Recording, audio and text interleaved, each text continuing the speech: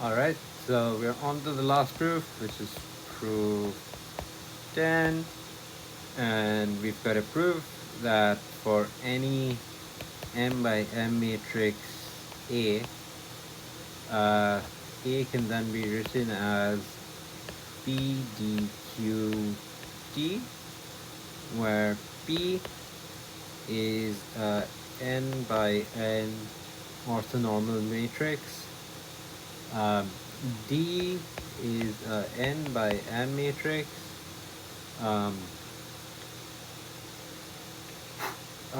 with non-negative diagonal or rectangular diagonal, where the diagonal elements of Dij is equal to 0 if I is not equal to j, and greater than 0 if I equals j. So essentially like the diagonal components.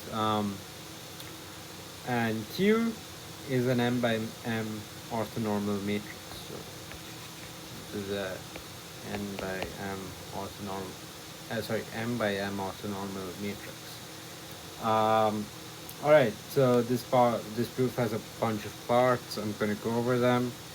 First, we want to show that ATA has non-negative eigenvalues. So ATAV is equal to lambda V, essentially the definition. So V D A D V whoops A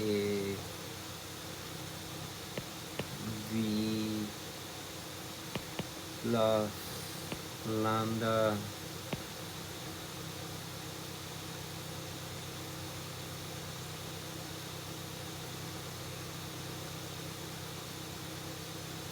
what am I doing?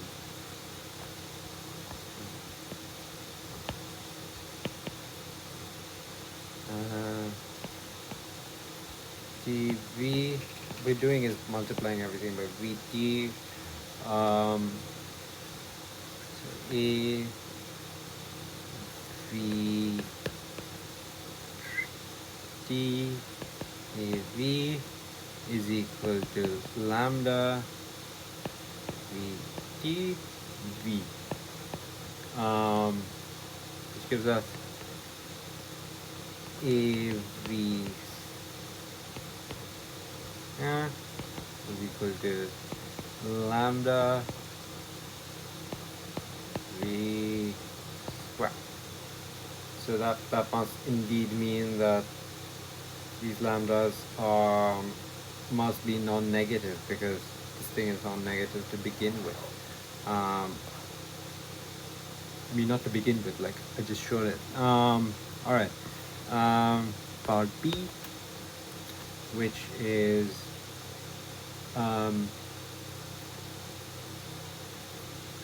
V can be written as an eigenvector of ATA, and we know that the eigenvalue must be greater than 0.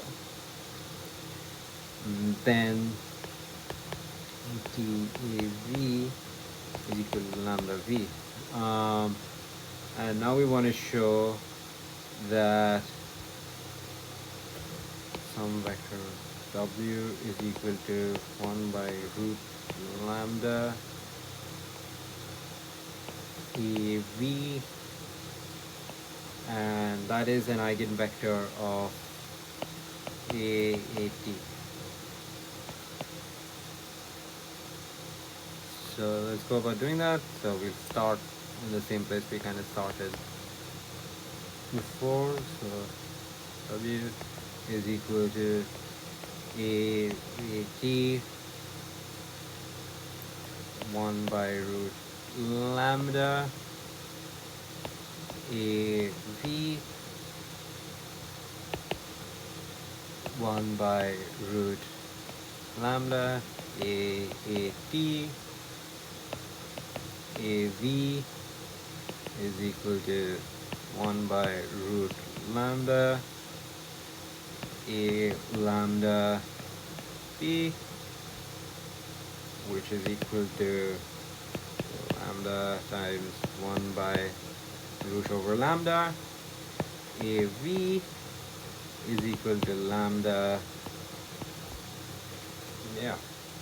All right. That sort of concludes. So this but then means that this is in fact an eigenvector, which is kind of by definition actually. All right. All right. Part C. Okay. So this is more of like why or what are all the matrices doing? Matrices doing. So there's the matrix Q. So let's talk about that. A D A is in fact a symmetric M by M matrix.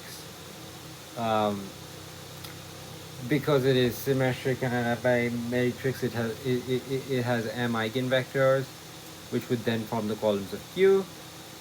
And we know by the spectral theorem that the eigenvectors should thus be orthogonal, and we can then sort of normalize it so Q is orthonormal.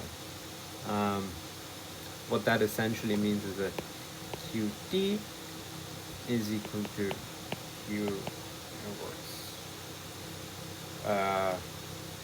Now we're gonna think about P. So, and then also have to think about D a little bit. Like consider each one of the vectors W that we were talking about. These are also orthonormal. If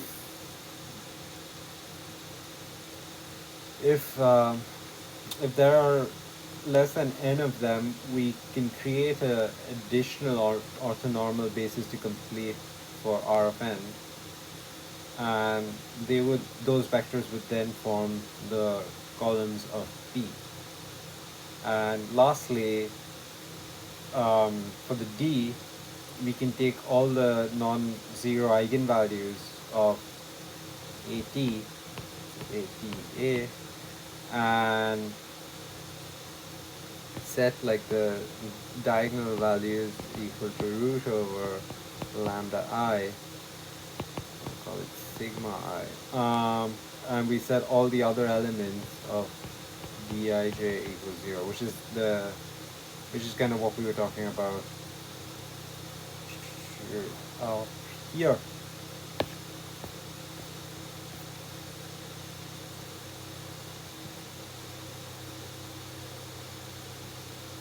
Now is sort of like the actual proof, or rather not, where it all comes together. So we want to show that A is equal to P D Q T, and we will do that by showing AQ is equal to PD. And one of the ways that you could think about it is we multiply sort of Q on both sides, and we did say Qt was Q inverse in the last step. So these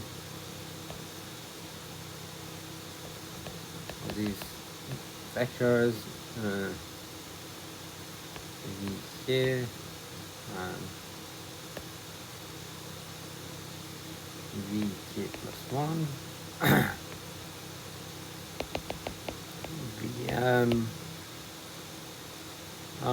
these guys have eigenvalues greater than 0, and these guys have eigenvalues equal to 0, which is equal to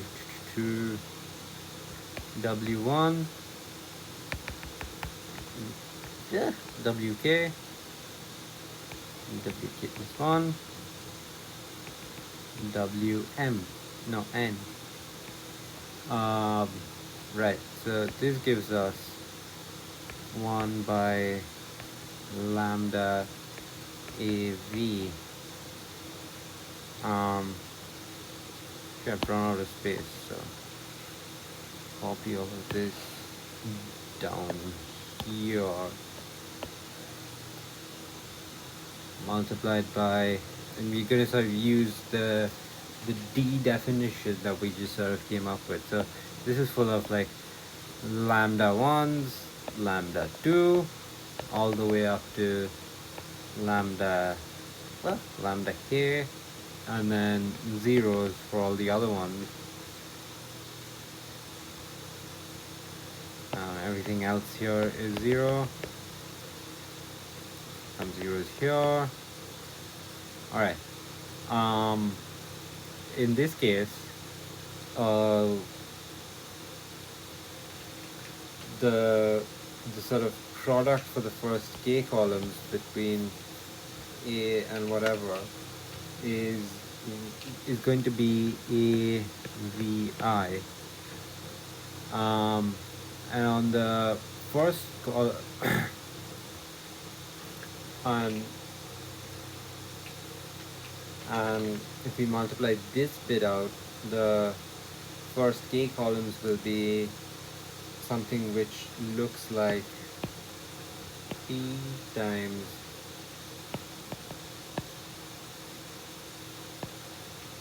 lambda I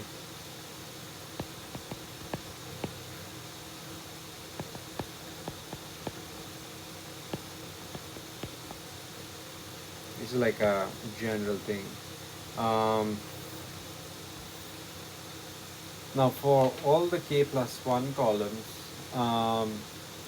through m, in the first sort of this thing, like these bits, the product will be again of the form AVI, and on the other side, which we're dealing with, they will all be 0, because we already know that it's going to be 0.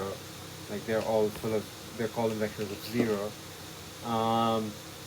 And we know that AT of AVI is in fact 0 VI, which equals 0, because they are eigenvectors with eigenvalue 0.